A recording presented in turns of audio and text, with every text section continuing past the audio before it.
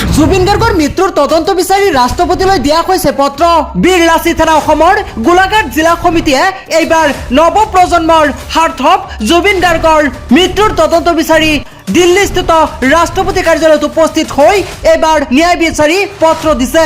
এই ভিডিঅ'টো আপোনালোকে যিমান পাৰে শ্বেয়াৰ কৰি দিয়ক, কিয়নো এইবাৰ সকলো জুবিন প্ৰেমীৰ হৈ বীৰ লাচিত সেনা অসমৰ গোলাঘাট জিলা সমিতিৰ অভিলাষ বৰা, নয়নজ্যোতি বৰা, ৰাজ আহমেদ, জিনি শইকীয়া লগতে প্ৰতাপ শইকীয়াই দিলে ভাৰতৰ ৰাষ্ট্ৰপতি দ্ৰৌপদী মুৰ্মুলৈ দিছে পত্ৰ।